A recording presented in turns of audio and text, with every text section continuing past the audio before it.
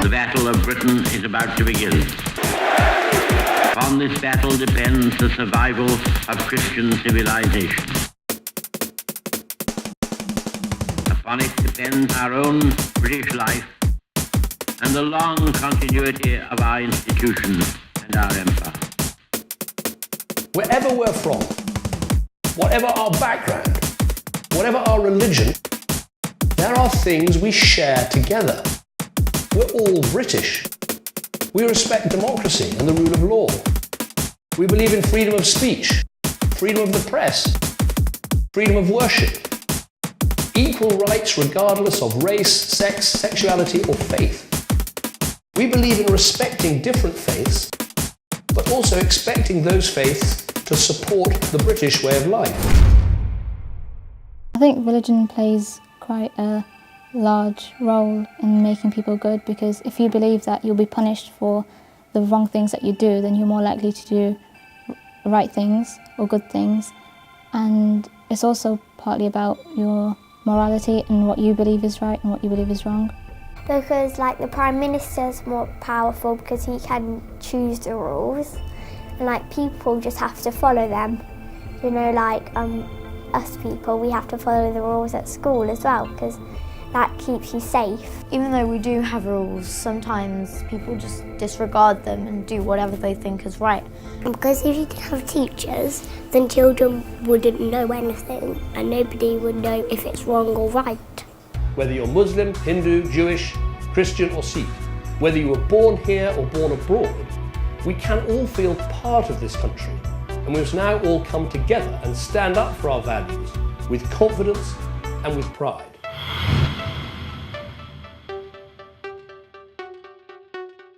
We must stand up for our values. I think it's very necessary that children are taught from an early age about values, specifically British values and also the values of their faith. There shouldn't be any real conflict in both. Those values are British values.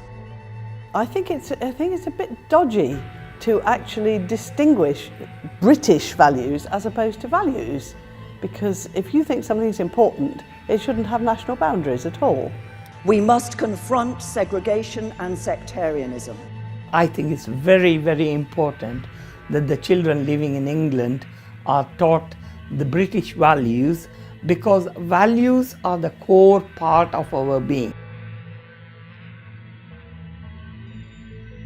I think that many of the values that are important are things that children understand without being taught. I cannot worship a homophobic God. Children do need to be taught about equality, about fairness, about being kind, respectful towards others.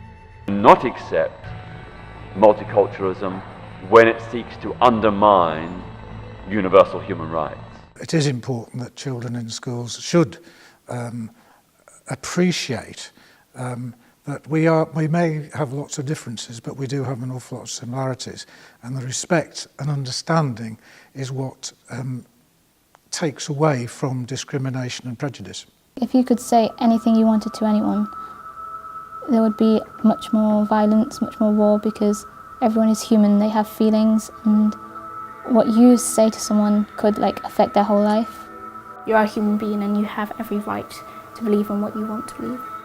I think it's okay to have extreme views as long as it doesn't harm anyone else, because that's what you believe, and I think everyone's entitled to have their own opinions and their own thoughts and feelings. You might not be able to say any rude stuff or bad stuff because it might hurt their feelings. You have a right to say what you want, but as long as it doesn't hurt and harm other people. People can't be born equally because of things that have happened in the past, like slavery has made people's attitudes towards people of colour different, because although most people do respect them, some people still hold the belief that they are less worthy than them. Ofsted concluded that governors are trying to impose and promote a narrow, faith-based ideology in what are non-faith schools. At one secular secondary school, staff told officials the call to prayer was broadcast over the playground using loudspeakers. Officials observed lessons had been narrowed to comply with conservative Islamic teachings. In biology, students were told, evolution is not what we believe. Children need rules, they need to know boundaries, they need to know limits, but they also need to know what's right and what's wrong. A number of head teachers reported that there's been an organised campaign in order to impose a narrow faith-based ideology. The schools have got the liberty of teaching about different religions, because by learning the basics of different religions, we are understanding what they wear, what they eat, what they do, and why people do certain things. It's really important that all our schools, whether they're faith schools or secular schools, promote the values of wider British society. We are now faced with many different religions, many people who no longer belong to a religion, but we still have the basic question that religions, or one of the basic questions that religions have grown to try and answer. Where have we come from? Where are we going? How should we behave? And we have got to put that now on a basis that all of us, whether we are religious or not, can appreciate.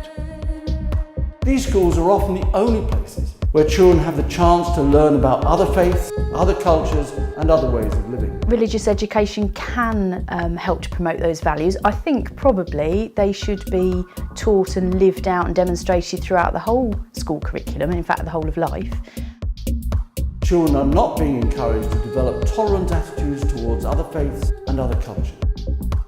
I don't think it's so much the British values is important. I think it's the traditions and the cultures, and I think the understanding of where different people come. I mean, I've just had a group here in the synagogue from a Catholic school, but there were Muslims, Hindus, there were people from all sorts of religions there, and it's part of their syllabus, if you like, to go to different places of worship so that the children can understand that people from a different faith might look different, be different colour, they might have different customs, but if they learn about them and understand where they're coming from, they'll realise that we are all basically human. And I think British values are just human values. People saying bad things about a certain religion, it could spread and then it could cause massive anger, and people could start attacking people of that race. People should always respect other people's opinions no matter what, and even if they do disagree with it, they should put their point forward and not try to make a big fuss just because someone doesn't agree with what you say. Because everyone's different and we have to respect their different cultures and beliefs, and we can still be their friends. You've got different views on something and then you want to go to war for it. I don't think that's right. You should look at different people's views. I have a right, and so does everyone, to believe in what I want to believe in. As long as it's not hurting people, it's not harming people, then I have a right to believe in what I want to believe in. It doesn't matter what your religion is, because some people are fighting about their religions.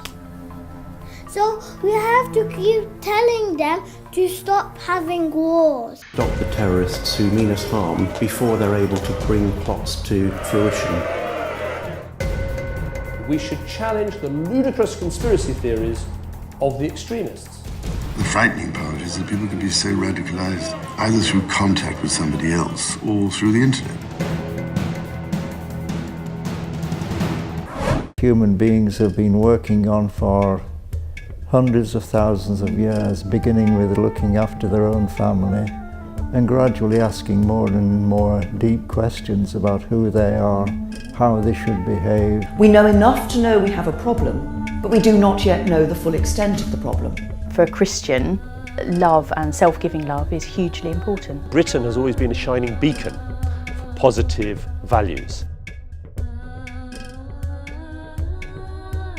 Those are things that I feel that people do have inside them, that's how they want to be treated. It's about how you want to be treated, and that's how they would expect others to treat them and others as well.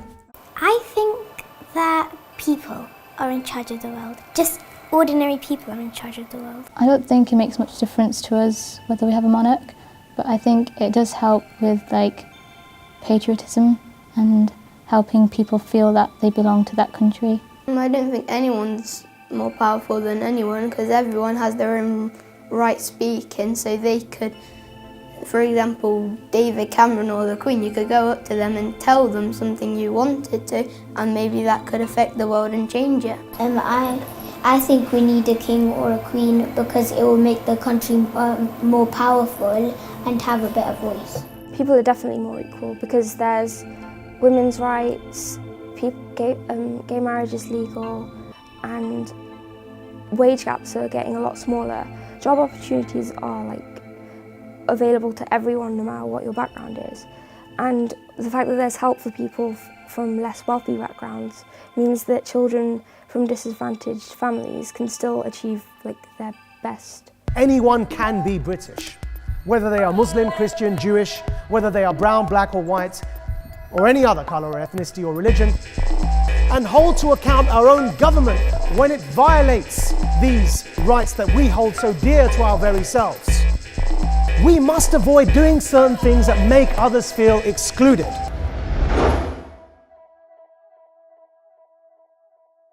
These values are central to my faith, but I would also add others. I would, for instance, add equality as being a very important value. For me, the values are very, very important. And though we try hard to practice all of them, it is a bit difficult, but it's not impossible. I think Quakerism that I belong to is very heavily grounded in the values of equality and, well, universal humanity. Yes, I think Christians could embrace those British values. I can't see that there would be any clash between them at all. The central value of humanism is that human beings are responsible for their actions and responsible for constructing a society in which people can live together. As Muslims, we have to treat everybody with fairness, with equality. We have to be just, we have to be kind, we have to treat. And it's not just about treating other people, but it's about your environment, about society. Jewish people believe in one God. We believe in the law of the Torah, the 5 books of Moses. We believe that it tells us how we should live our lives, and it's all there in the first 5 books of the Bible. And this is what we try to do. And various other religions which, if you like, have grown out of Judaism, such as Christianity and then Islam, the so-called Abrahamic religions, all have very, very similar values. We have a lot more in common than we do that's different. Teachers have said they fear children are learning to be intolerant of difference and diversity. Instead of enjoying a broadening and enriching experience in school, young people are having their horizons narrowed and are being denied the opportunity to flourish in a modern, multicultural Britain.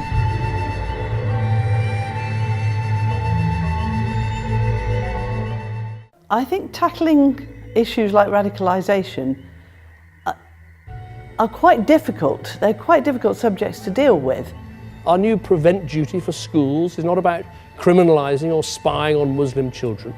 I think it's a fine line in what we expect schools to do. I think schools have an awful lot to do as it is. I think it's a very important component of a teacher's remit to be aware of just how their children are behaving in class. In fact, that duty will empower parents and teachers to protect children from all forms of extremism. I think teachers can and should have a role, but that not too much pressure should be put on them as if they're the ones that are going to sort it out.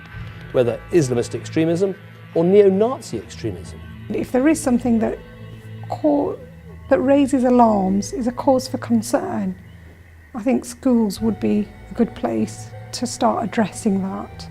Teachers spend more time with their children than perhaps the parents do. There has been no evidence of direct radicalisation or violent extremism, but there is a clear account in the report of people in positions of influence in these schools with a restricted and narrow interpretation of their faith, who have not promoted fundamental British values and who have failed to challenge the extremist views of others. We need to learn about each other, that it gives people the opportunity to look out beyond their own small isolated communities, their own faith, their own cultures and traditions, to share those with other people of different backgrounds and to understand and learn and engage with these other communities.